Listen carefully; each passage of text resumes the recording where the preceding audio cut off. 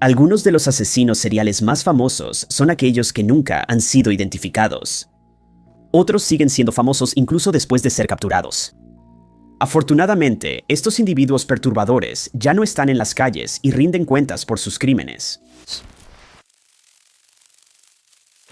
La desaparición de Daniel Imbo y Richard Patrone puede ser uno de los casos sin resolver más extraños en los archivos del FBI. La pareja desapareció junto con el auto de Richard en 2005. Normalmente, en estas circunstancias, la posibilidad de que hayan tenido un accidente y que la pareja esté sumergida en un cuerpo de agua es el escenario más probable. Pero los investigadores del FBI creen que pudo haber ocurrido algo más siniestro. Daniel y Richard habían sido amigos de la infancia y salieron brevemente en la preparatoria antes de tomar caminos separados. Ambos tuvieron otras relaciones, hijos, y Daniel se casó con un hombre llamado Joe Imbo. Daniel y Joe tuvieron un hijo juntos, el pequeño Joe, pero la relación se desmoronó poco después de que el niño nació. Los dos se separaron y Daniel tenía la intención de divorciarse. Después de que Daniel terminó la relación con Joe, ella y Richard comenzaron a salir de nuevo. Era una relación intermitente y Daniel en realidad la había terminado no mucho antes de que desaparecieran.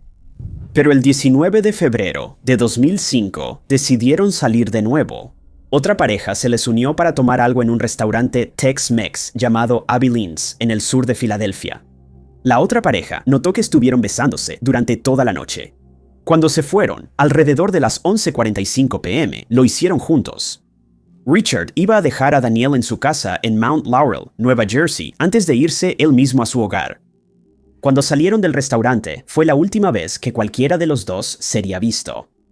La familia de Daniel dio la voz de alarma al día siguiente. Ella no estaba en casa cuando su esposo separado dejó a su hijo. La familia se puso en contacto con la familia de Richard y con las autoridades locales y comenzó la búsqueda de la pareja. Sin embargo, nunca se encontró ningún rastro de la pareja. El hermano de Daniela pagó para hacer un viaje en helicóptero y revisar desde el aire el camino que habían tomado, pero no había rastro de la camioneta Dodge Dakota negra de Ricardo. Los equipos de búsqueda y rescate entraron a los cuerpos de agua por los que la pareja pudo haber pasado para ver si había ocurrido un accidente. No encontraron señales de que hubiera ocurrido un accidente. Algunos agentes de la ley especularon que la desaparición fue demasiado limpia y sugirieron que alguien más pudo haber estado involucrado. Se sugirió que su desaparición pudo haber sido planeada y llevada a cabo por criminales profesionales.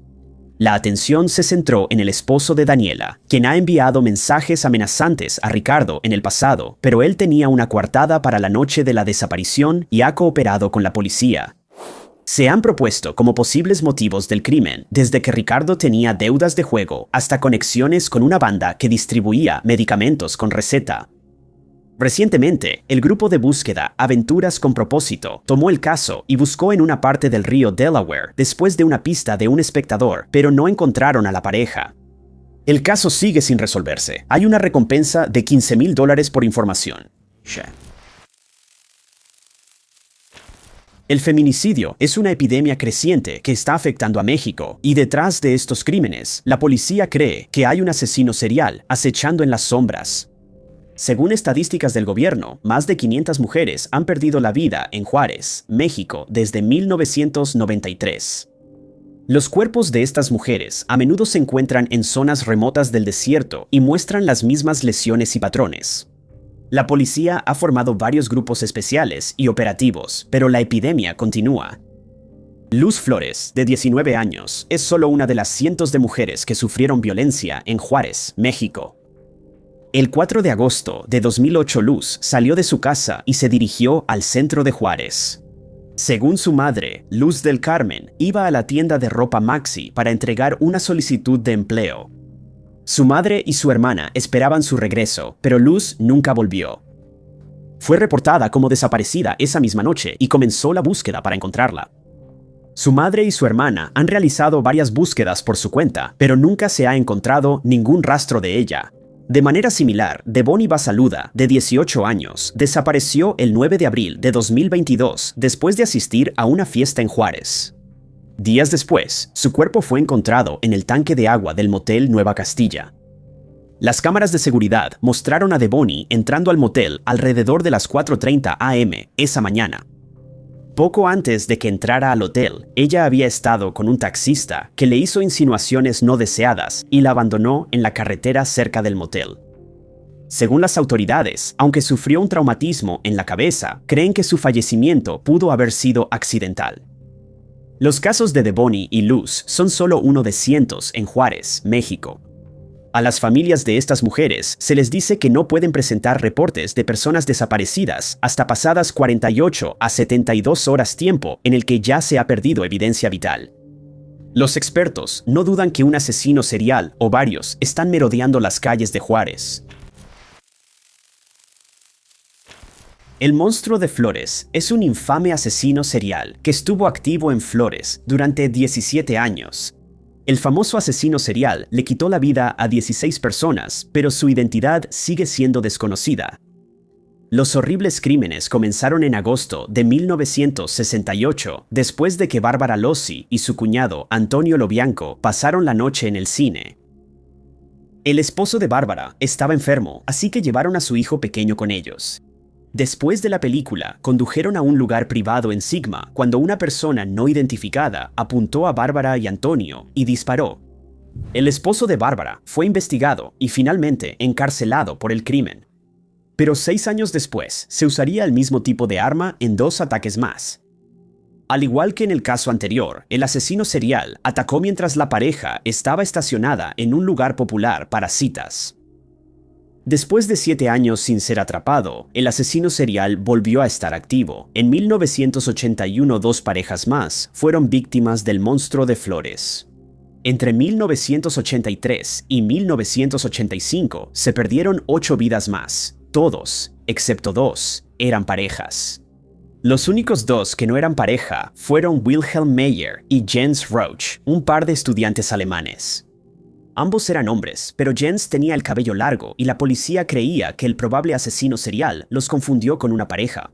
Varias personas aterradoras fueron arrestadas por los crímenes e incluso condenadas, pero pronto quedó claro que el asesino serial seguía suelto cuando volvió a atacar. En 1994, un hombre llamado Petri Paciani fue condenado. Paciani tenía un historial de violencia y ya había pasado tiempo en prisión por quitarle la vida a otro hombre. Pero la única evidencia que lo vinculaba con los crímenes del asesino serial era una bala sin usar que era de la misma marca que las utilizadas. La sentencia fue revocada posteriormente. Se programó un nuevo juicio para Paciani, pero falleció antes de que pudiera llevarse a cabo. En su lugar, 2 personas que se creía que eran sus cómplices fueron llevadas a juicio. Fueron condenados por 4 de los 8 delitos, pero muchos no están de acuerdo con el fallo. El monstruo de Flores sigue siendo oficialmente un asesino serial no identificado, y la desconcertada comunidad del True Crime ha sugerido de todo como posibles explicaciones, desde cultos aterradores, el asesino del zodiaco y otras personas espeluznantes. En julio de 1993, la policía de Londres publicó una imagen de CCTV de la víctima de un presunto asesino serial y de un hombre no identificado que se cree es el culpable. Esta prueba fue lo que finalmente provocó la caída de Colin Ireland. Los crímenes comenzaron en marzo de ese año. Peter Walker era un exitoso director de coreografía del West End. También era homosexual y visitaba el Club Colburn en Earl's Court. El bar era popular entre los hombres homosexuales que usaban pañuelos de diferentes colores para mostrar qué tipo de cosas les gustaban. A Walker se le acercó un hombre que lo invitó a su casa. El cuerpo de Peter fue encontrado debajo de su edredón. Más tarde, el criminal responsable llamó al periódico nacional para atribuirse el crimen, pero expresó remordimiento por haber dejado al perro de Peter atrapado en el departamento. Esa llamada fue la primera de muchas que Colin Ireland haría. Ireland era un hombre de 39 años divorciado 2 veces, que estaba desempleado en ese momento. El año anterior había llegado a la conclusión de que no era nadie, y como propósito de año nuevo, decidió cambiar eso, convirtiéndose en un asesino serial. Según una de sus exesposas, odiaba a los hombres homosexuales y los veía como víctimas fáciles. En particular, buscaba a hombres que lucharan por no ser atados. Después de Peter, la siguiente víctima de Irlanda fue Christopher Dunn, un bibliotecario y otro visitante del Club Colburn. El crimen fue aún más perturbador, y de nuevo, Irlanda contactó a la prensa y a la policía para burlarse de ellos sobre su crimen. Un empresario estadounidense llamado Perry Bradley y un asistente de asilo llamado Andrew Collier también serían víctimas. Sus fallecimientos estarían separados por menos de una semana. Fue solo después del cuarto crimen que la policía pudo identificar patrones. Además del método en cada crimen, la policía identificó su última ubicación conocida como el Collar and Club. La relación entre la policía británica y la comunidad homosexual no era buena en ese momento, lo que pudo haber sido la razón por la que se pasaron por alto ciertas similitudes. Pero la policía finalmente tomó medidas para advertir a la comunidad homosexual, repartiendo volantes en eventos del orgullo para intentar obtener más información. También fueron motivados por otra llamada de Ireland, quien dijo que atacaría una vez por semana si no lo atrapaban. La última víctima de Ireland fue descubierta el 15 de junio, aunque el crimen ocurrió 3 días antes. Emanuele Spiteri era un jefe que fue visto por última vez en el Club Coleraine el 12 de junio. Se fue con un hombre descrito como de rostro redondo, cabello oscuro y corto, y dientes descoloridos. La policía luego encontró una imagen de CCTV de Emanuele y su sospechoso en la estación del metro. Ireland se presentó y se identificó como el hombre en la foto, pero dijo que había ido al departamento de Emanuele con él, pero lo dejó ahí con otro hombre. Pero la policía encontró las huellas dactilares de Ireland en la casa de Andrew Collier.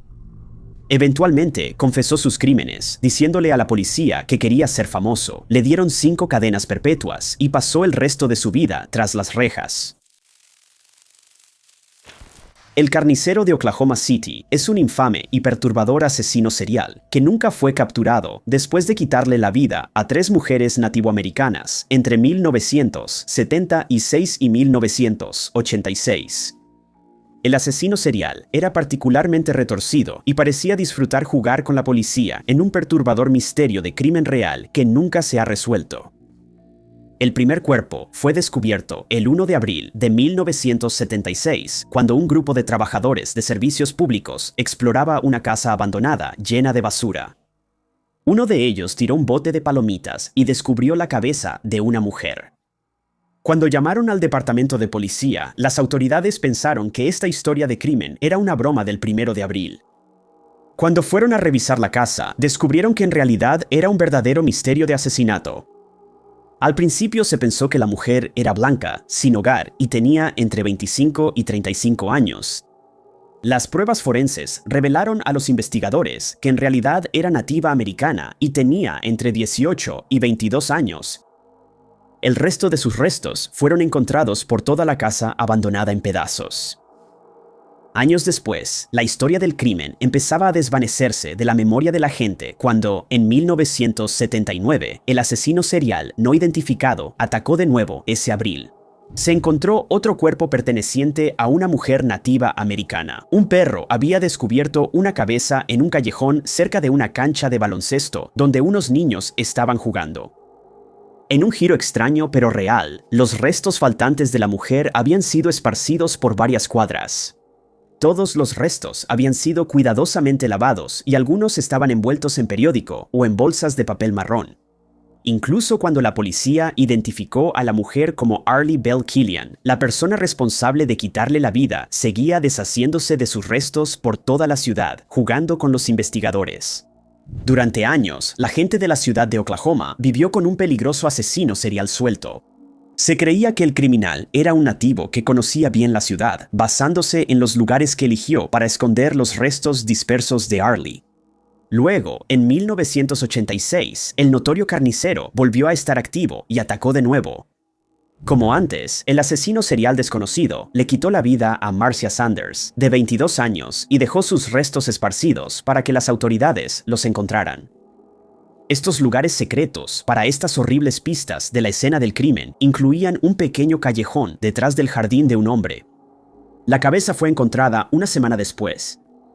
Hubo un pequeño avance en el caso en 1993, cuando la primera víctima fue identificada como Kathy Lynn Shackelford, una mujer cuya familia la había estado buscando durante los últimos 17 años después de que se escapó de casa. Su prima contactó a la policía, quienes se dieron cuenta de que la Jane Doe de Oklahoma era la mujer desaparecida. Lamentablemente, aunque el caso de la Jane Doe desaparecida se resolvió, no parece que los haya acercado a identificar al misterioso asesino serial que seguía prófugo. Número 20. El 14 de octubre de 1986, Ray Elaine Tortolot se despidió de su pequeña hija por última vez. Después de ir a una fiesta de cumpleaños con un grupo de amigos, desapareció sin dejar rastro. 6 meses después, el cuerpo de Ray fue encontrado por unos cazadores de castores. Lo que le pasó y quién fue responsable sigue siendo un misterio. Ray era una joven indígena estadounidense y, según amigos y familiares, sentía un gran orgullo por las tradiciones nativas y era una bailarina talentosa. Había aprendido habilidades de su propia bisabuela que esperaba poder transmitirle a su hija cuando fuera lo suficientemente grande. Ese fatídico día, cuando Ray desapareció, fue con 5 amigos a una fiesta cerca de su casa. Alrededor de la medianoche, dijo que quería irse a casa y alguien le dio un aventón. Condujeron hasta la casa de Ray, pero luego ella no quiso bajarse del auto. Condujeron por la zona durante un rato antes de regresar a la fiesta. Según algunos informes, nadie vio cuando Ray salió de la fiesta de nuevo. Sin embargo, el FBI afirma que la última vez que se le vio fue en un vehículo con otras 2 personas cerca de Tomo Overlook. Cuando Ray no regresó a casa, su familia supo que algo andaba mal y contactó a la policía al día siguiente. Al principio, su desaparición no fue tomada muy en serio. Se pensó que estaba de fiesta en algún lugar y que volvería en unos días. Los grupos de búsqueda estaban formados principalmente por voluntarios sin ninguna capacitación en ciencias forenses. No estaba claro qué pasaría si Ray realmente era encontrado. 6 meses después, el cuerpo de Ray fue encontrado. Cómo falleció Ray no se hizo público, pero la policía cree que alguien le quitó la vida. El FBI se involucró en el caso y trabajó con las autoridades locales para tratar de descubrir quién le quitó la vida a Ray. En un momento, las autoridades afirmaron que tenían a un sospechoso, pero no suficiente evidencia para arrestarlo. Desde entonces, han surgido algunas pistas y se les dio seguimiento, pero ninguna acercó a los agentes del FBI a descubrir qué le pasó a Ray. Un nuevo impulso para obtener información llegó con una recompensa de $20,000 en 2019. Se esperaba que alguien que supiera las respuestas se presentara, ahora que ha pasado tanto tiempo. Pero desde 2019 no ha habido actualizaciones y el caso sigue sin resolverse. Número 19. A principios de 2019, las autoridades fueron informadas de un asesino serial que se hacía llamar Hércules. El 1 de febrero de 2019, los residentes de Dhaka, en Bangladesh, se estaban despertando y preparándose para comenzar su día cuando se hizo un descubrimiento espeluznante. Los transeúntes encontraron el cuerpo de un hombre identificado solo como Rahib en un depósito de chatarra. Alrededor de su cuello, los investigadores encontraron un letrero que decía, y cito, «Este es el castigo por la agresión. Atacantes, cuidado, Hércules».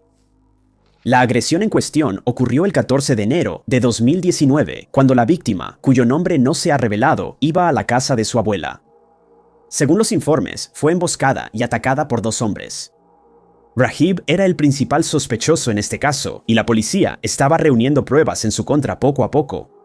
Días después, el cuerpo de un hombre identificado solo como Ripon fue encontrado en una zona abandonada cerca de la colonia Modelo Amin. Al igual que Rahib, Ripon había sido el principal sospechoso en el caso de una joven de 18 años, cuyo cuerpo había sido encontrado en las afueras de Savar. Ripon también tenía una nota similar alrededor de su cuello, y para los investigadores estaba claro que Hércules no iba a detenerse pronto. En total, 3 incidentes han sido vinculados con el escurridizo Hércules, y los 3 hombres eran sospechosos o buscados en relación con agresiones y delitos graves.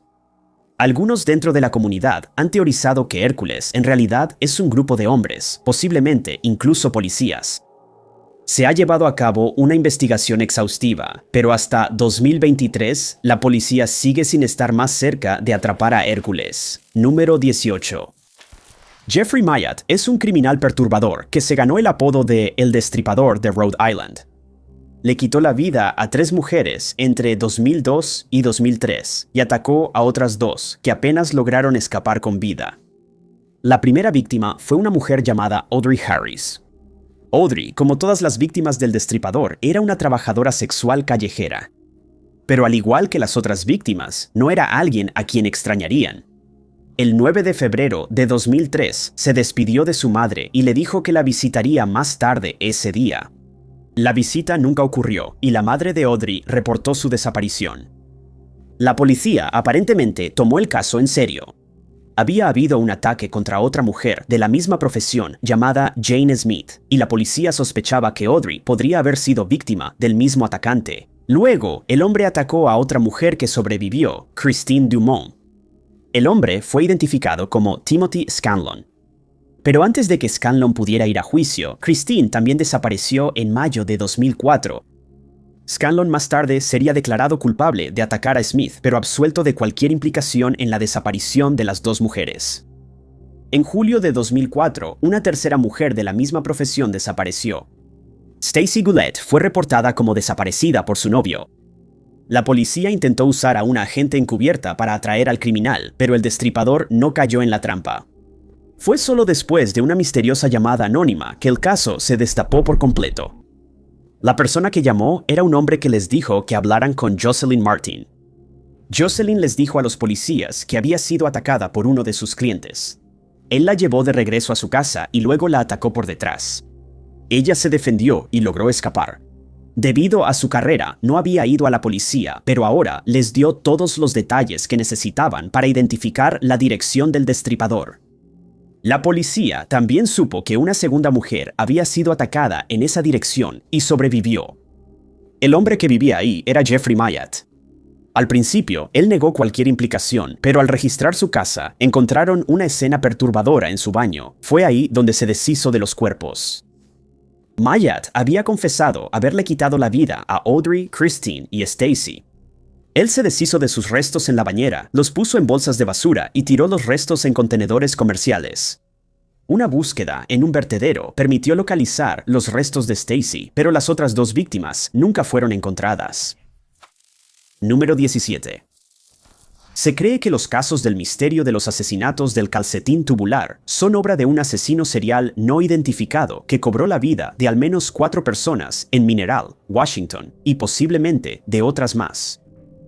En agosto de 1985, Stephen Harkins y Ruth Cooper trabajaban en una escuela vocacional en Tacoma y estaban de vacaciones de verano. Decidieron hacer un viaje de campamento de fin de semana al lago Tule, sin saber que un asesino serial activo andaba suelto. Cuando ni Stephen ni Ruth se presentaron a trabajar el lunes siguiente, fueron reportados como personas desaparecidas 2 días después de haber sido vistos con vida por última vez. El cuerpo desaparecido de Esteban fue encontrado finalmente por unos excursionistas dentro de su saco de dormir. Su perro sin vida también fue encontrado en el campamento, pero Ruth seguía siendo un caso de persona desaparecida. Los investigadores de la escena del crimen no creían que Ruth fuera responsable del misterio de asesinato sin resolver por varias razones. En ese momento, el notorio asesino serial Richard Ramírez, también conocido como el acechador nocturno, seguía prófugo. Cuando estaba activo, solía atacar a parejas, terminando inesperadamente con la vida de los hombres rápidamente antes de tomarse su tiempo con las mujeres. Los investigadores de la escena del crimen no creían que el asesino serial californiano fuera responsable del caso en Washington. Pero que una persona aterradora se inspirara en él era una posibilidad real en ese momento. Los restos de Ruth fueron encontrados después de 2 meses, a poco más de medio kilómetro de distancia. Tenía un calcetín tubular alrededor del cuello, aunque los detectives determinaron que esa no fue la causa de su fallecimiento. Meses después, Michael Raymer, Diana Robertson y su pequeña hija planearon un viaje de campamento. Según la historia, el 12 de diciembre, el día en que la pareja fue vista por última vez, su hija fue encontrada abandonada en el estacionamiento de un Kmart. Ella no pudo decirle a las autoridades qué había pasado ni dónde estaban sus padres. Cuando le preguntaron por Diana, la hija solo dijo que su mamá estaba en los árboles. Las búsquedas en el área no arrojaron nada hasta febrero, cuando el cuerpo de Diana fue encontrado cerca de la camioneta de Mike. El asesino serial había usado un arma blanca 17 veces. Al igual que en el caso de Ruth, se usó un calcetín tubular para restringir su respiración. Mientras tanto, Mike no se encontraba por ningún lado. Los investigadores señalaron su historial criminal de violencia física contra Ruth y se especuló que él era el asesino serial en esta historia criminal.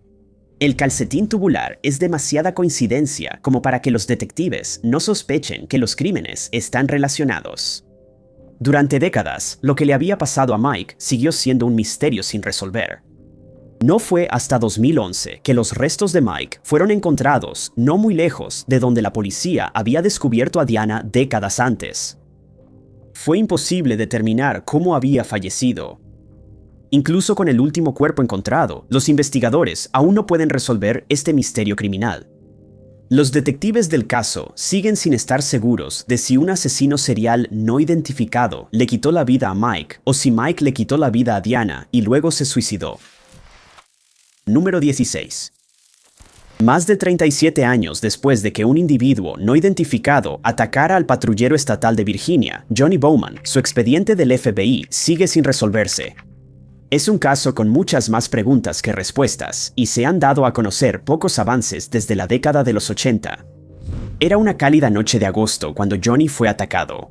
Estaba en casa con su familia, incluyendo a su hija pequeña, su hermano y su cuñada. Alrededor de las 4:30 am, tocaron la puerta. Johnny fue a abrir y, en cuanto abrió la puerta, el visitante atacó a Johnny con un arma blanca. Fue apuñalado más de 40 veces. Johnny estaba desarmado, pero intentó defenderse. Después del sorprendente ataque, el criminal huyó, dejando atrás unos lentes de sol, una peluca y un casco de seguridad que había usado como disfraz. El ataque terminó casi tan pronto como había comenzado, pero Johnny no sobreviviría.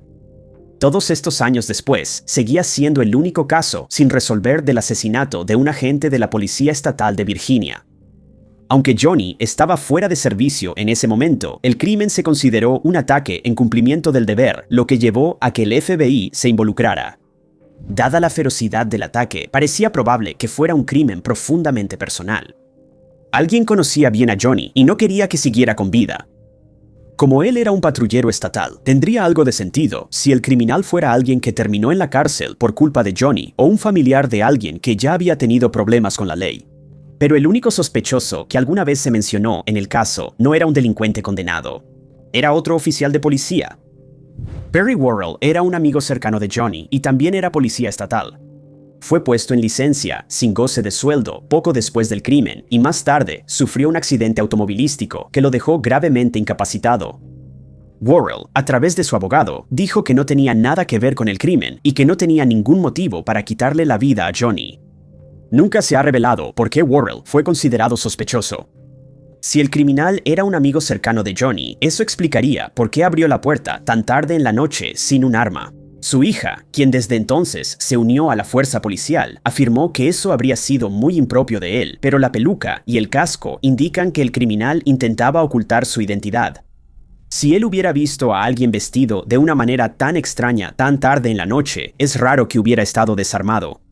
Worrell nunca fue acusado de ningún delito y hoy en día sigue sin resolverse. El FBI ofrece una recompensa de hasta $50,000 por información que lleve a la resolución del crimen. La información puede ser proporcionada al FBI al 1-800-200-25-5324 y a la Policía Estatal de Virginia al 70-380-32676, número 15.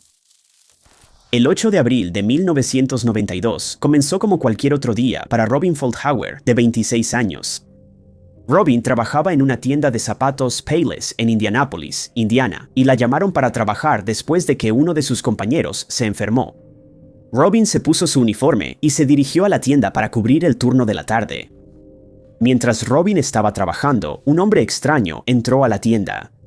Al principio, Robin pensó que era un cliente, pero cuando se acercó, vio que tenía algo en la mano. En un instante, la vida de Robin se apagó y el hombre misterioso salió de la tienda. El cuerpo de Robin fue descubierto horas después, y la policía de Indianápolis se apresuró a investigar. Días después, el 11 de abril de 1992, Patricia Smith, de 23 años, y Patricia Majors, de 32 años, se encontraron cara a cara con el mismo hombre extraño en la tienda de novias que tenían en Wichita, Kansas. Varios crímenes similares comenzaron a aparecer en Kansas, Missouri e Indiana. El modus operandi del perpetrador era el mismo. Encontraba una tienda donde una mujer, a menudo sola, estaba trabajando y no había clientes cerca. De manera inquietante, el atacante no decía ni una palabra a sus víctimas. Una vez que se escuchaban los disparos, él se iba tranquilamente, sin alertar a nadie. Los investigadores se dieron cuenta rápidamente de que todos estos crímenes ocurrieron en zonas justo a un lado de la I-70. Entonces, se especuló que el asesino estaba merodeando por la Interestatal 70 en busca de víctimas.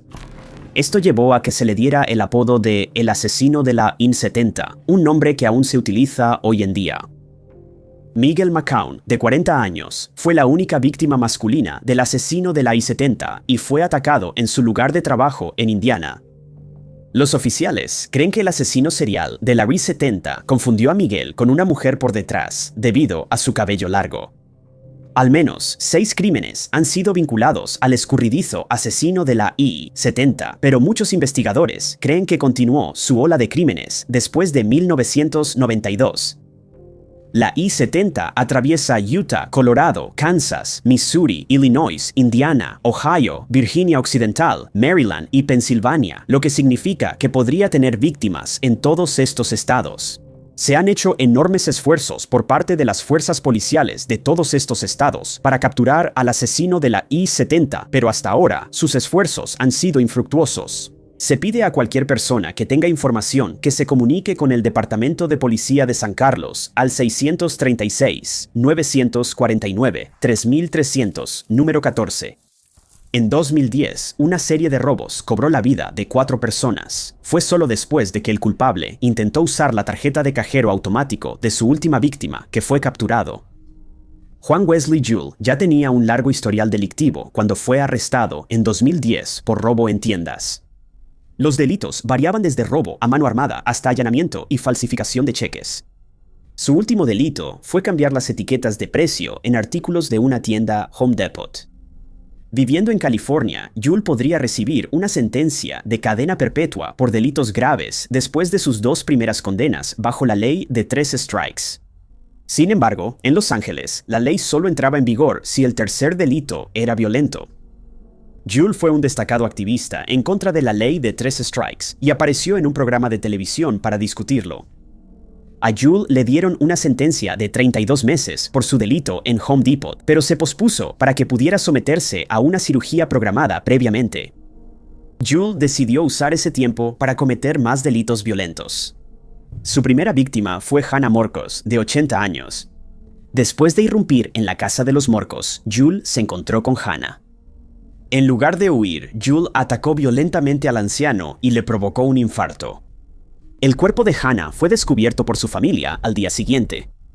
Unas semanas después, Juul le quitó la vida a su segunda víctima, Denise Roberts, quien vivía en la misma calle que Juul, pero al parecer no tenía ningún problema en cometer crímenes cerca de su casa. Ató a la mujer de 53 años y le quitó la vida antes de saquear su casa. Solo 9 días después, Lyman y Robin Turney fueron atacados. Juul se hizo pasar por un trabajador de servicios públicos para entrar a su casa antes de atacar a la pareja. También fueron atados antes de que Juul les quitara la vida. Lamentablemente, pasaron algunos días antes de que sus cuerpos fueran descubiertos, después de que familiares preocupados pidieran a la policía que hiciera una visita para comprobar que estuvieran bien. La policía que investigaba el crimen se sorprendió cuando la tarjeta de Robin fue utilizada en un cajero automático. Las cámaras del cajero captaron una imagen clara del culpable, alguien con quien la policía estaba muy familiarizada. Después de que Ewell fue arrestado, se descubrió que había vendido artículos de los robos en casas de empeño, lo que solidificó su conexión con los 2 robos anteriores. Él se declaró no culpable ante los cargos y pasará el resto de su vida tras las rejas. Número 13. El asesino de Monsterland fue un infame y notorio asesino serial que le quitó la vida a 4 mujeres en la región de Monsterland, en Alemania, durante la década de 1970.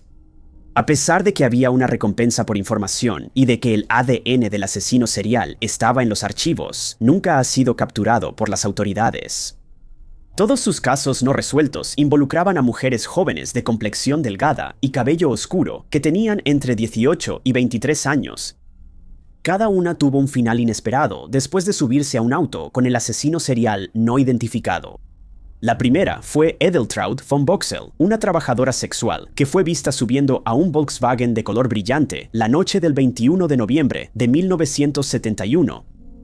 La testigo, también trabajadora sexual, asumió en ese momento que había encontrado a un cliente que pagaba. Unas horas después, el cuerpo de Edeltraud fue encontrado en un camino de tierra por un granjero sorprendido. Pasarían meses antes de que una mujer llamada Barbara Storm desapareciera después de salir de un club en mayo de 1972, presumiblemente a manos del asesino de Munsterland. Pasó algún tiempo antes de que el asesino serial atacara de nuevo. Esta vez, una mujer llamada Marlies Hemmers pedía aventón con su novio cuando se convirtieron en parte de un misterio de crimen real sin resolver. Los dos se separaron pensando que tendrían más posibilidades de conseguir un aventón por separado. Más tarde, el novio vio brevemente a Marlies pasar en el asiento del pasajero de un auto verde oscuro que iba pasando. Ella no reaccionó en absoluto cuando él le saludó con la mano. Se reportó como desaparecida cuando no llegó al punto de encuentro que habían acordado. El objetivo final fue Erika Kuntz, de 22 años. La joven hacía autostop para regresar a casa desde la biblioteca de la universidad cuando el asesino serial la atacó. Según los informes policiales sobre este caso sin resolver, más tarde se vio un Mercedes gris conduciendo muy despacio por una carretera buscando una entrada al bosque. Días después, el cuerpo desaparecido de Erika fue encontrado cerca del lugar donde se había visto al Mercedes pasar lentamente. Después de 4 crímenes horribles, el asesino de Munsterland aparentemente dejó de estar activo y simplemente desapareció en el aire. Los investigadores de la escena del crimen pudieron conectar estos 3 casos sin resolver, solo porque los cuerpos habían sido llevados al mismo lugar de desecho. Los investigadores forenses encontraron evidencia del ADN del asesino serial bajo las uñas de Bárbara mientras ella luchaba por su vida. Y en algún momento de la década de los 90, el ADN encontrado en la escena del crimen fue comparado con el de un posible sospechoso.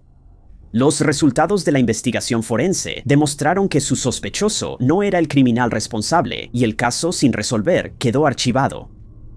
Desde entonces, los archivos del caso sin resolver se han reabierto varias veces, pero nunca se encontró una coincidencia para este misterioso asesino serial.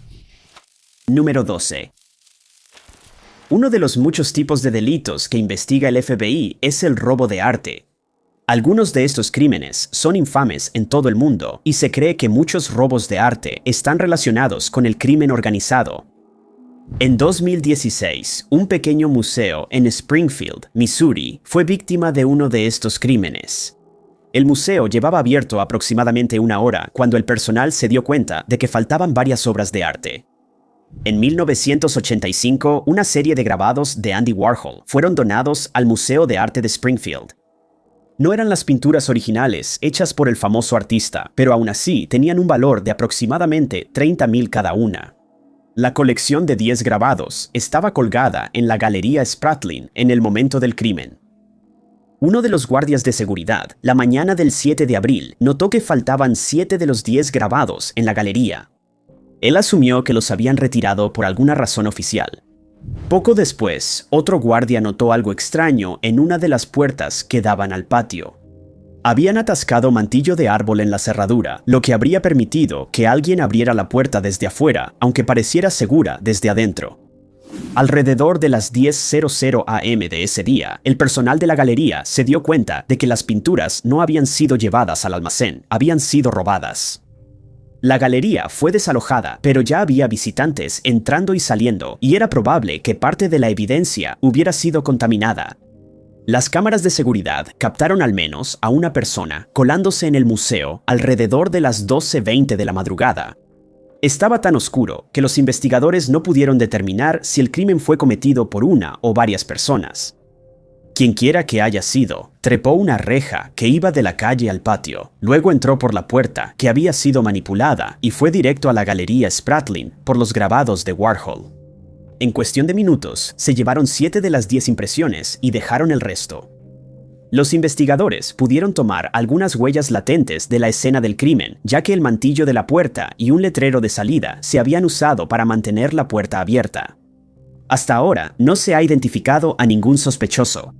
Algunas fuentes informan sobre algunos eventos extraños que ocurrieron poco antes del crimen, como un contratista que perdió su llave de acceso solo para encontrarla debajo de un contenedor de basura casi tan pronto como el personal del museo le preguntó por la llave perdida. Sin embargo, no se sabe si el FBI y la policía creen que fue un trabajo interno o no. Hay una recompensa de $25,000 por información que conduzca a la recuperación del arte. Y se puede contactar directamente a la oficina del FBI en Springfield al 417-882-3303, número 11.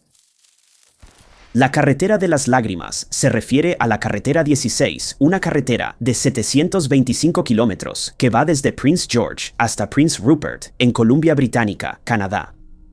Aunque la carretera está llena de belleza natural, guarda un oscuro secreto. Desde la década de 1970 decenas de mujeres, principalmente indígenas, han desaparecido o han perdido la vida. Debido a que la mayoría de las víctimas eran indígenas, la RCMP, la policía local y las agencias gubernamentales prestaron poca atención a la epidemia que se desarrollaba justo ante sus ojos. A las familias de las víctimas les ha tomado décadas lograr que sus casos sean tomados en serio y que se les dé la investigación y la justicia que merecen. Diferentes fuentes mencionan distintas estadísticas, pero se cree que al menos más de 20 mujeres han desaparecido o perdido la vida a lo largo de la carretera de las lágrimas, aunque el número real podría estar en los cientos. La carretera atraviesa muchas comunidades indígenas que tienen poco o ningún acceso a servicios básicos. La tasa de pobreza es alta, lo que lleva a muchas mujeres a pedir aventón para ir a la escuela, al trabajo o incluso para ver a un médico. Tamara Lynn Chipman, de 22 años, es una de las muchas mujeres que desaparecieron a lo largo de la carretera de las lágrimas. Tamara fue vista por última vez el 21 de septiembre de 2005 en Prince Rupert sobre la carretera 16 tratando de conseguir un aventón hacia Terrace. Varios testigos vieron a Tamara parada al costado de la carretera, pero nadie vio con quién se fue. Semanas después, su familia se dio cuenta de que algo andaba mal cuando su cuenta bancaria no había sido utilizada y tenía renta atrasada. Su familia la reportó como desaparecida a la policía local y a la Real Policía Montada de Canadá, y desde el principio su actitud hacia Tamara y su caso fue decepcionante. Tamara tenía antecedentes de pedir aventón y de trabajar en la calle, aunque esto era algo que no había hecho desde hacía bastante tiempo. La prensa y quienes estaban en línea la vilificaron de inmediato y sintieron poca simpatía por la autoestopista desaparecida. Se han realizado varias búsquedas de Tamara, pero nunca se ha encontrado ningún rastro de ella. Los habitantes locales creen que estas desapariciones y crímenes son obra de un asesino serial o incluso de varios asesinos seriales que se han aprovechado de la ubicación remota y otros factores. La Real Policía Montada de Canadá creó el proyecto EPANA en 2005 para investigar más a fondo estos casos, pero hasta ahora no se han realizado arrestos. El proyecto EPANA, junto con activistas indígenas y las familias de las víctimas, continúan buscando a sus seres queridos y exigiendo que los responsables sean llevados ante la justicia. Número 10. Los amigos y vecinos de Irina Gaidamachuk la conocían como una madre cariñosa que ayudaba en la escuela de su hija. Su esposo sabía que tenía un problema con el alcohol, pero nunca se imaginó hasta dónde llegaría para conseguir una bebida. Gaidamachuk nació en la Unión Soviética y con el tiempo conoció y se casó con su esposo, Yuri. Al principio, las cosas parecían ir bien, pero Gaidamachuk ya tenía un problema con el alcohol. Se volvió tan grave que Yuri le quitó el acceso al dinero, preocupado de que ella lo gastara todo en vodka. A pesar de esto, ella seguía encontrando maneras de conseguir alcohol, mientras mantenía la imagen de ser una madre común.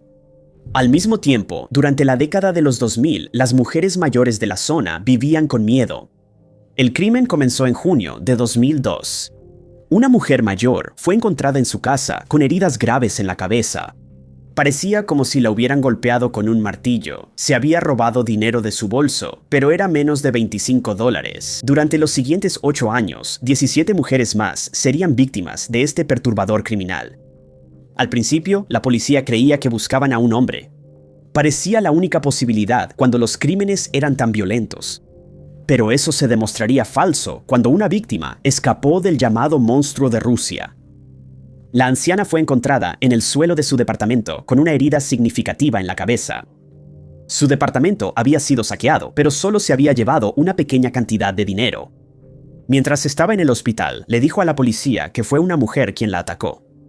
Al principio, la policía creyó que ella tenía problemas mentales y que simplemente era un hombre vestido de mujer, pero la víctima siguió insistiendo y finalmente le creyeron. Ahora la policía estaba buscando a una mujer. Se entrevistó a miles de personas y una mujer llamada Marina Valiva fue arrestada. Marina confesó los crímenes bajo presión de la policía, pero los ataques continuaron. Fue solo después de que una 17ª mujer perdiera la vida a manos del asesino serial que la policía identificó al verdadero culpable. La última víctima fue una mujer de 81 años, llamada Alexandra. Los vecinos pudieron ver bien a la mujer que había venido a decorar el departamento de Alexandra y dieron una descripción a la policía cuando se descubrió el cuerpo de Alexandra. 5 días después de que se emitiera un retrato hablado, Gaida Machuk fue identificada como la criminal. Al principio confesó y le dijo a la policía que había quitado la vida a sus víctimas para poder tener dinero para alcohol. En el tribunal intentó negar sus crímenes, pero aún así fue declarada culpable. Fue sentenciada a solo 20 años de prisión. Número 9. Activo durante la década de 1960, Jack el Desnudador fue uno de los asesinos seriales más malvados que nunca fue capturado. Al igual que el más famoso, Jack el Destripador, este individuo menos conocido también cazaba en Londres y seleccionaba el mismo tipo de mujeres, trabajadoras sexuales. Fue en febrero de 1964 cuando el cuerpo de Hannah Tailford fue encontrado en la orilla del río Támesis, cerca de la casa club del London Corinthians Sailing Club, justo al oeste del puente de Hammersmith. El asesino serial trastornado le había quitado la ropa interior y se la había metido en la boca. Durante los siguientes 12 meses, esa persona dejó otros 5 cuerpos. 4 en calles y callejones y 1 en un cobertizo de almacenamiento. A todos les faltaba la ropa, de ahí el apodo del asesino serial, y todos fueron privados de oxígeno. El famoso caso de asesinato misterioso provocó una de las búsquedas humanas más grandes en la historia británica. Los investigadores de crímenes querían que estos casos de asesinato se resolvieran y que atraparan al asesino serial, a diferencia del notorio Jack el Destripador de 2 siglos antes. La policía entrevistó a miles de sospechosos criminales y finalmente redujo su lista de sospechosos a solo 3 personas de interés aterradoras. Después de que los investigadores de crímenes revelaron que habían reducido su lista de sospechosos, los casos de asesinatos sin resolver misteriosamente se detuvieron. Coincidentemente, esto fue alrededor de la época en que uno de los sospechosos, un hombre llamado Mondo Irlanda, se quitó la vida. En varios casos de asesinatos sin resolver, un investigador de la escena del crimen encontró las mismas extrañas motas de pintura esparcidas por el lugar. La pista finalmente se relacionó con un taller de pintura de vehículos en Heron, parque industrial, que no estaba lejos de donde se encontró uno de los cuerpos. Mondo Irlanda estaba relacionado con ese mismo parque industrial. Durante muchos años, se sospechó que él era el notorio asesino serial, pero después se supo que había estado en Escocia en el momento de algunos de los crímenes. Así que el verdadero misterio nunca se resolvió. Otros sospechosos de asesinato incluían a Freddie Mills, un boxeador, y a Harold Jones. Por otro lado, algunos miembros de la comunidad de crímenes reales han especulado que los crímenes no fueron cometidos por una sola persona aterradora, sino por varias personas aterradoras que colaboraban juntas y nunca fueron atrapadas. Número 8. En 2020, el FBI anunció que reabriría el caso sin resolver contra Mary Sparks, que ha permanecido sin solución desde 1975.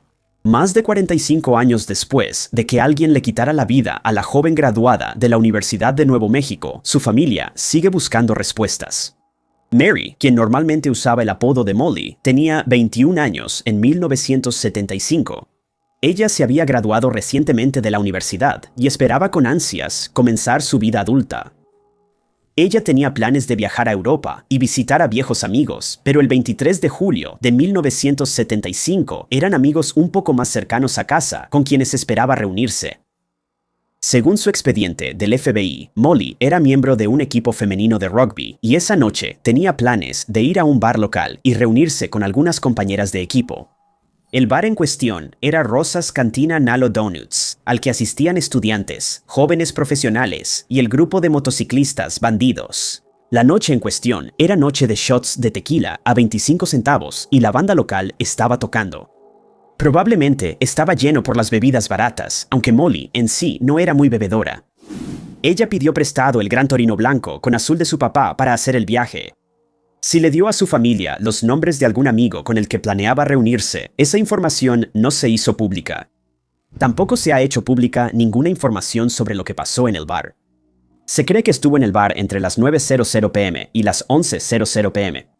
Algunos de los otros miembros de su equipo de rugby confirmaron que habían estado en Rosas Cantina esa noche, pero ninguno de ellos vio nada fuera de lo común. En algún momento, Molly se fue, pero nunca llegaría a casa. Cuando no regresó a casa esa noche, sus padres se preocuparon. Su padre salió a buscarla a la mañana siguiente. Su auto seguía en el estacionamiento donde Molly lo había dejado, pero no había rastro de su hija.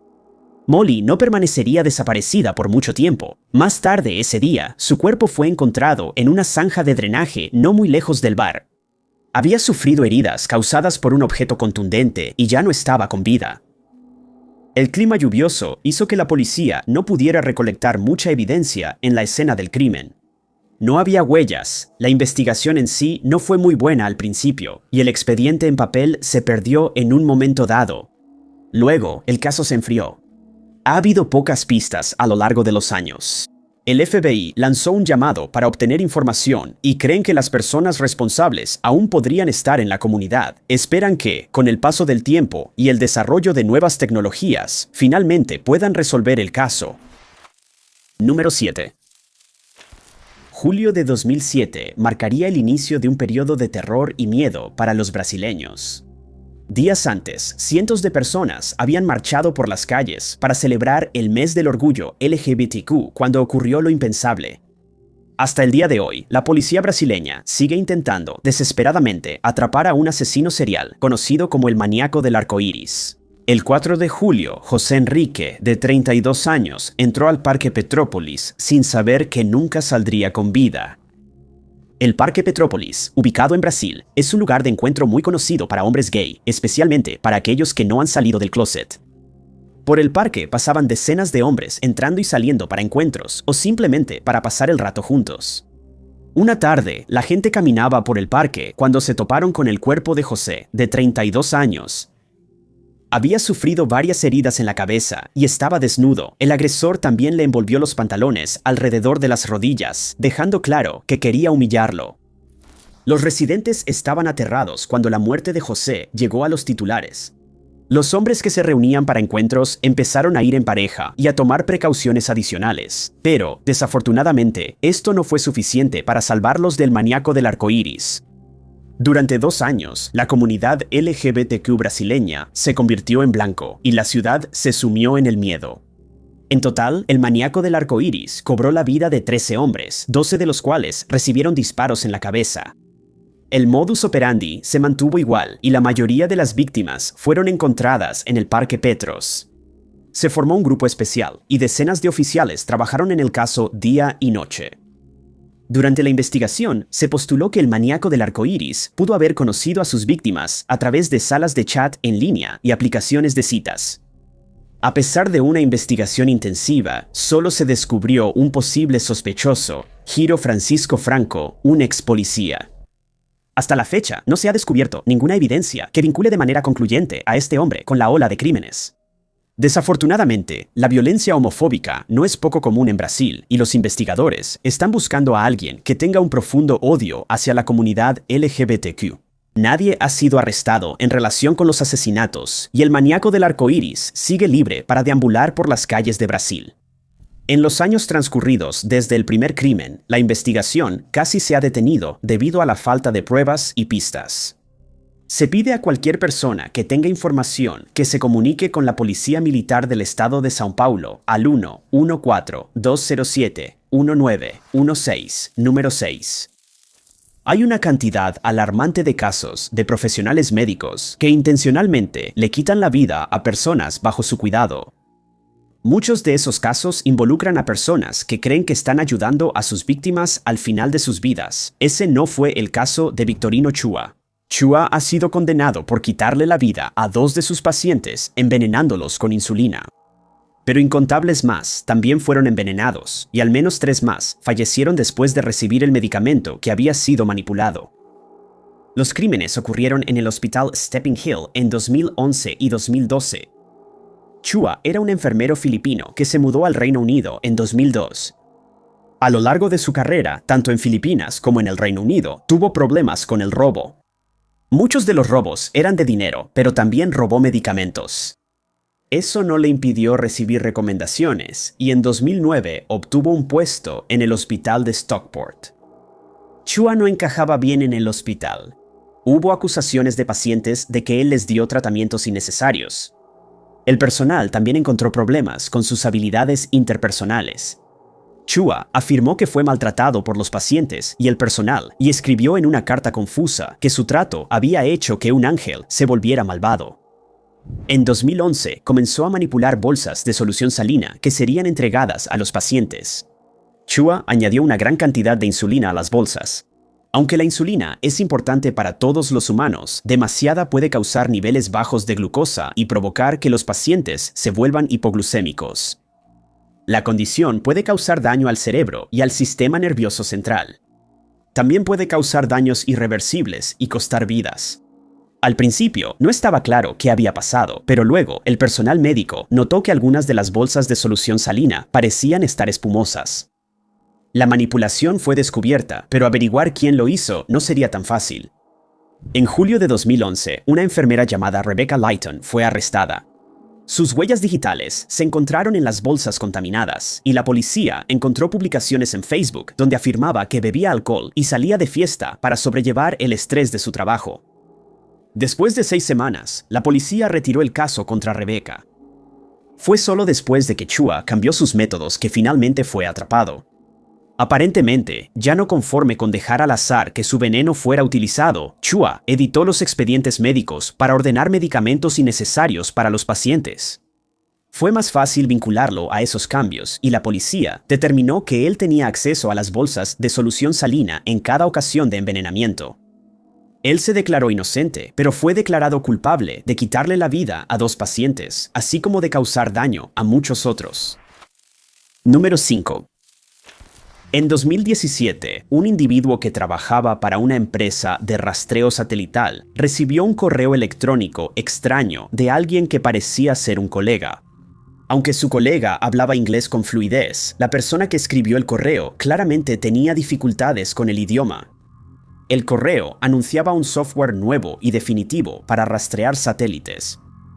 Naturalmente, la persona que recibió el correo sospechó, pero dado que venía de alguien confiable, lo pasó a las autoridades solo para estar seguro. Este no fue el primer correo similar enviado a personas en la industria aeroespacial, que supuestamente venía de alguien con quien trabajaban. Personas en todo Estados Unidos y en varios otros países habían recibido correos similares en los últimos años. Y en el verano de 2017, los correos finalmente llamaron la atención del FBI. El dueño de la empresa de rastreo satelital investigó el código en el correo, revelando mensajes ocultos que decían: "Hola, equipo de Iranian Dark Coders", y firmados usando seudónimos de 3 personas. Más tarde, estos resultarían ser Said Arabi, Mohammad Esfargam y Mohammad Bayati. Los 3 eran conocidos principalmente por vandalismo, hackeando sitios web de importantes empresas estadounidenses e israelíes para mostrar mensajes a favor de Irán. Pero los correos de suplantación dirigidos al sector aeroespacial revelaron que formaban parte de algo mucho más malicioso. No fue difícil para el FBI rastrear de dónde provenían los correos electrónicos. Aunque los hackers intentaron ocultar su ubicación, todos los correos electrónicos habían sido registrados por alguien con una dirección IP iraní. Y el correo electrónico de respaldo de cada uno llevó a los investigadores al sitio web de Arabi. A partir de ahí, los funcionarios pudieron encontrar el currículum de Arabi, donde presumía su ocupación como oficial de inteligencia y gerente de operaciones para la Fuerza Aeroespacial y Cibernética de la Guardia Revolucionaria Islámica. También afirmó haber hackeado una empresa que trabaja en el sector aeroespacial y de satélites, así como una empresa de aviación del Reino Unido. Arabi y sus cómplices habían robado información de objetivos destacados que trabajaban en la industria aeroespacial y crearon perfiles falsos para ellos, incluyendo cuentas en redes sociales. Ellos enviaban estos correos electrónicos de phishing, donde al hacer clic en el enlace, Arabi y sus cómplices obtenían acceso remoto a computadoras que de otro modo serían seguras. Extrajeron datos y configuraron puertas traseras que les permitirían un acceso más fácil en el futuro.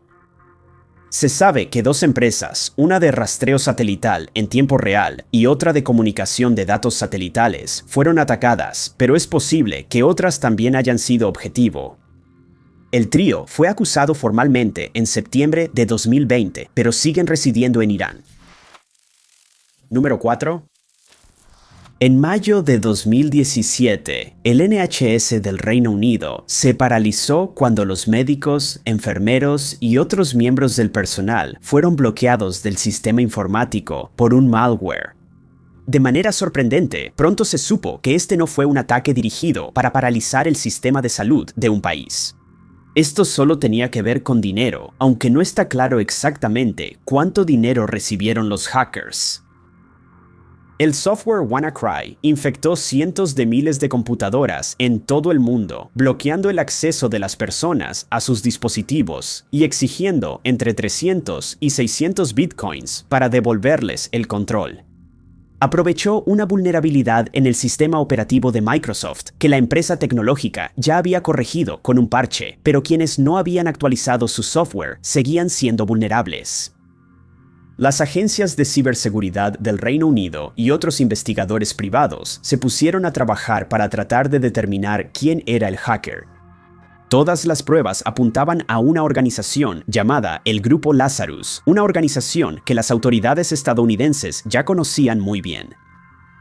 Se cree que el Grupo Lázaro es un equipo de hackers patrocinado por el gobierno de Corea del Norte. El grupo ha operado desde al menos 2009, cuando atacaba principalmente a Corea del Sur, pero se hizo famoso por primera vez en 2014 con un ataque a Sony. Se creía que Sony fue atacada debido a su reciente película satírica sobre el líder norcoreano. Se cree que se robaron más de 100 terabytes de datos durante un periodo de al menos 2 meses y se filtró en Internet información privada sobre el personal de Sony. Después de eso, el objetivo principal de la organización parecía haber sido obtener dinero. Dadas las numerosas sanciones impuestas al país, el gobierno norcoreano obtiene gran parte de su dinero a través de medios ilícitos, incluido el uso de malware. El FBI ha identificado a varias personas que se cree forman parte del grupo Lazarus, incluido Park Jin-hayek.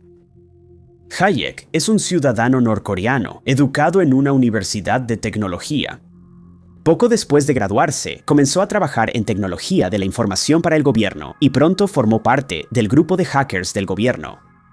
Corea del Norte ha negado oficialmente la existencia de Park Jin-hayek y, por supuesto, ha negado que el gobierno tenga algo que ver con los crímenes de los que se acusa al grupo Lazarus. Pero eso no ha impedido que Estados Unidos acuse a Hayek en 2 ocasiones. La primera fue por su participación en el ataque a Sony, y a principios de este año fue acusado por segunda vez por la extorsión de $1.300 millones a empresas de todo el mundo. Pero como actualmente reside en Corea del Norte, es poco probable que sea detenido en el corto plazo. Número 3. No todos los grupos de hackers vinculados a gobiernos nacionales trabajan exclusivamente para su régimen elegido. Algunos, como es el caso de APT-41, equilibran el espionaje respaldado por el gobierno con delitos cibernéticos cometidos para su propio beneficio personal. El grupo APT-41 o Double Dragon se refiere a un grupo de hackers con base principalmente en China. El FBI cree que el grupo trabaja principalmente para el gobierno chino, ya que utiliza tecnología que normalmente está reservada para quienes están conectados con agencias gubernamentales. Los crímenes de los que se les acusa van desde instalar ransomware y exigir pagos a las víctimas hasta hackear sistemas de reservaciones de hoteles antes de las visitas de funcionarios chinos. Según la firma de ciberseguridad FireEye, sus principales objetivos en el pasado han sido usualmente empresas de tecnología. El FBI cree que estos hackeos coincidieron con los objetivos del gobierno chino, ya que planea expandir su propio papel en esta industria, y es probable que los hackeos hayan sido solicitados específicamente. Sin embargo, a principios de 2020, el grupo comenzó un ataque generalizado contra una variedad de empresas. Banca, defensa, salud, manufactura, petróleo y gas, farmacéutica, telecomunicaciones y transporte. Empresas de todo el mundo fueron atacadas y contaminadas. Se instalaron códigos y programas en sus sistemas. Pero APT-4 es relativamente único porque no solo utiliza tecnología suministrada por el gobierno para su trabajo de espionaje. Cuando no trabajan para el gobierno, el grupo de hackers ataca empresas para su propio beneficio financiero. Las compañías de videojuegos han sido un objetivo popular, ya que el grupo ha podido manipular monedas virtuales, además de inyectar código malicioso en archivos que de otro modo serían legítimos. Un ciudadano desconocido del Reino Unido también fue víctima de un ataque de ransomware. Dada la variedad de los ataques, no ha sido fácil determinar exactamente qué se puede vincular con APT-41 y qué pertenece a otra organización. Pero el FBI ha podido identificar a varias personas que creen que forman parte de la organización. En 2019, dos ciudadanos chinos llamados Shang Haoran y Tan Delin fueron acusados formalmente. Después de los ataques generalizados, a principios de 2020, otros 3 ciudadanos chinos fueron acusados por separado, aunque se cree que los 5 forman parte de APT-41. Sin embargo, el gobierno de Estados Unidos no ha tenido éxito en convencer a las autoridades chinas de colaborar para detener a los criminales, lo que solo ha fortalecido su creencia de que el grupo está protegido por las autoridades chinas. Número 2. Ni siquiera algo tan beneficioso para el mundo como intentar crear una vacuna durante la pandemia global ha estado libre de intentos de hackeo. En 2020, las autoridades estadounidenses anunciaron que habían acusado a Li Xiaoyu y Dong Xiaoji por sus ataques, no solo a empresas que trabajaban para combatir el COVID-19, sino a innumerables otras durante una ola de crímenes que duró 10 años. Estados Unidos afirmó que los 2 hackers trabajaban con el gobierno chino y que esto formaba parte del intento de China de superar a otros países en la lucha contra la enfermedad infecciosa. China niega que alguien que trabaje para ellos haya atacado a las empresas biotecnológicas en cuestión. Li y Dong han estado activos mucho antes del intento de hackeo a las empresas biotecnológicas. Se sabe que ambos han estado activos desde 2009 y entraron en conflicto por primera vez con el gobierno de Estados Unidos cuando comprometieron computadoras en el sitio de una instalación de producción nuclear fuera de servicio. También lograron infiltrarse en los sistemas de contratistas de defensa, robando información militar sensible sobre satélites militares y sistemas de comunicación. Los criminales han atacado empresas en todo el mundo, robando datos de propiedad intelectual. En ocasiones, exigieron pagos a las empresas para evitar que sus códigos fuente fueran publicados en línea. Por lo general, la información simplemente es robada. Según funcionarios de Estados Unidos, el robo es parte del impulso de China para desarrollar sus propias industrias, y el gobierno ha estado utilizando su influencia económica para evitar que los países más pequeños hablen sobre los delitos. A lo largo de sus carreras criminales, se cree que han robado secretos comerciales e información gubernamental por un valor de cientos de millones de dólares, y han utilizado esa información para enriquecerse a sí mismos, así como a China. Pero estos intentos en gran medida se detuvieron a finales de 2019 cuando Li y Dong centraron su atención en un nuevo objetivo.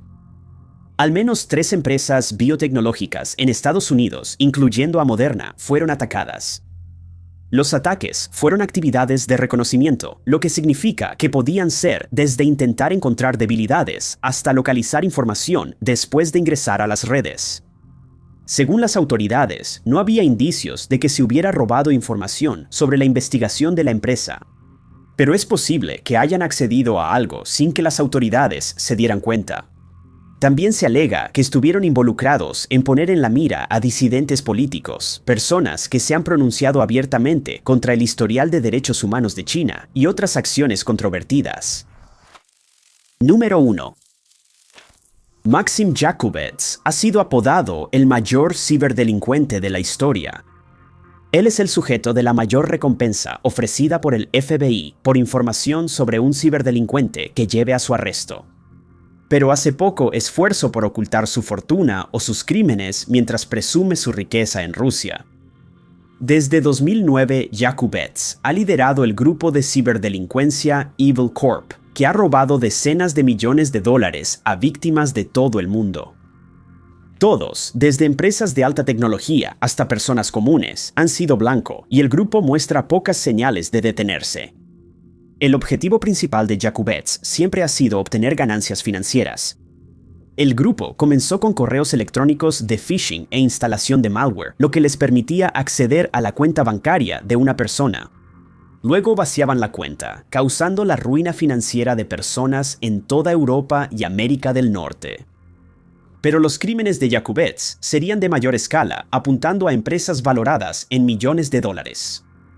En julio de 2020, la empresa de tecnología GPS Garmin fue atacada por los hackers. Todos los datos de la empresa fueron encriptados, haciéndolos inaccesibles para cualquiera que trabajara en la compañía hasta que se pagó un rescate. No fue la primera empresa en ser sometida a un ataque de este tipo. Evil Corp se ha atribuido la responsabilidad de ataques similares a 8 empresas de Fortune 500 y a una importante publicación de noticias, entre otras. Con más personas trabajando desde casa, el grupo de hackers pudo alcanzar a más empresas que nunca antes en 2020, ya que era más probable que la gente trabajara en dispositivos menos seguros. Todo ese dinero le ha permitido a Jakubets llevar un estilo de vida lujoso. Han aparecido en línea videos de él presumiendo su extensa colección de superautos y haciendo donas alrededor de oficiales de policía. Se cree que su boda incluso costó más de $250,000, pero Jakubets es buscado por algo más que sus crímenes financieros. Se sabe que ha trabajado para la agencia de inteligencia FSB de Rusia y es yerno de un exoficial de una unidad de fuerzas especiales de élite del FSB. En 2018, estaba trabajando para obtener una licencia que le permitiera trabajar con información clasificada rusa y se cree que ahora podría estar usando sus habilidades de hackeo para el espionaje. Según la empresa de consultoría en seguridad, Trusak, Evil Corp podría estar usando ataques de ransomware solo como una tapadera para sus verdaderos objetivos. Muchas gracias a todos por ver el video. Si les gustó este video, asegúrense de darle like. Además, no olviden suscribirse y activar la campanita de notificaciones para estar al tanto de todos nuestros futuros videos. Pero yo fui Top 5 Unknowns y los veré en el próximo video.